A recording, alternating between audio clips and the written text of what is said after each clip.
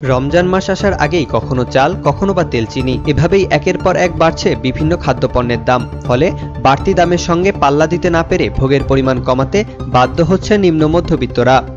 নতুন করে দাম বাড়ার তালিকায় যুক্ত হয়েছে বিভিন্ন ডাল, যদিও আগে থেকে বিভিন্ন ডালের দাম বাড়ার মধ্যেই ছিল।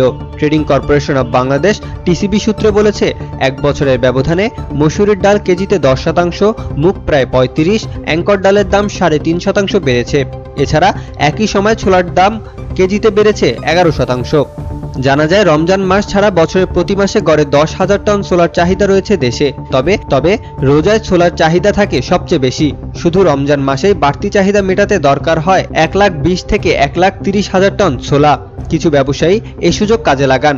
রোজার 1.5-2 মাস আগেই তারা অযৌক্তিকভাবে ছোলার দাম বাড়িয়ে দেন। মাসখানেক আগেও রাজধানীর বিভিন্ন বাজারে ছোলার কেজি ছিল 90 থেকে 95 টাকা। শুক্রবার মালিবাগ, সেগুনবাগিচা, শান্তিনগর ও কারওয়ান বাজারে ছোলার কেজি বিক্রি হয়েছে 105 থেকে 115 টাকায়।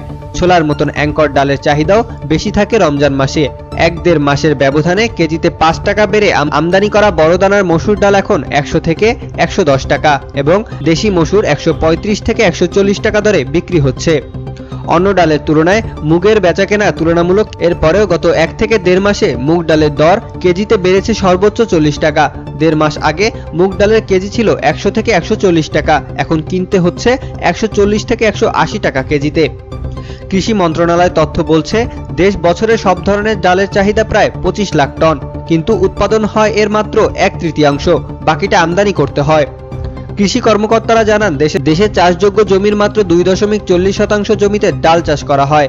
অন্য ফসলের সঙ্গে প্রতিযোগিতায় টিকতে না পারা, উন্নত জাত ও বীজের অপর্যাপ্ততা, জলবায়ু পরিবর্তন, কৃষি যন্ত্রের অপ্রতুলতা সহ নানা কারণে ডালের উৎপাদন কম।